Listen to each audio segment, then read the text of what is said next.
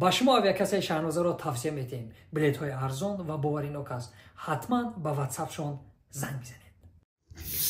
نازی تو عاشق ترم کرد، خنده لبهات ازش خبرم کرد.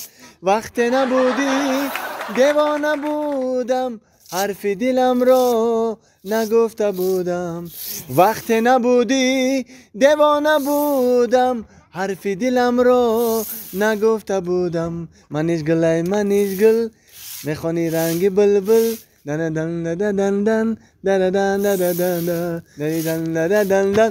ای تو بکرم، ای تو بکرم. ای مرده او تو چی میخندی؟ تلفن تا بچه گرفتک رفتک بجای دیگه آدم میرفت میزد تلفن های دستش میگرفتک. تو باشی خنده چی میخندی؟ سنه که او تلفنی مشان نداشت.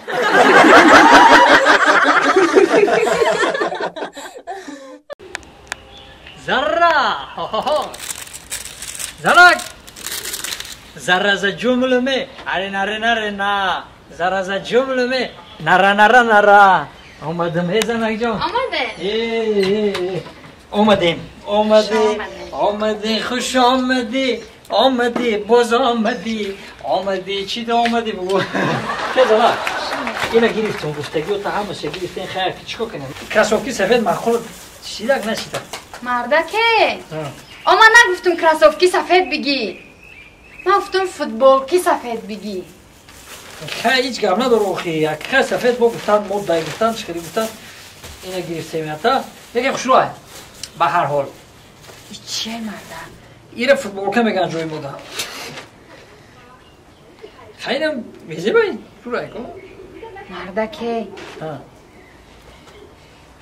او من ایوتم $500 با یک فند و فریب گرفتم دادم تا که فرما کنی. گفته او تو همیورا گرفتی؟ دا $500 همیورا گرفتی؟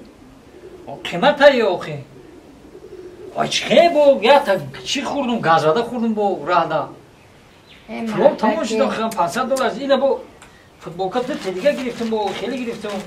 اینا با چی هایی؟ با یک کله گرفتم اگه 3 سومده هم قیمت همیش بوده.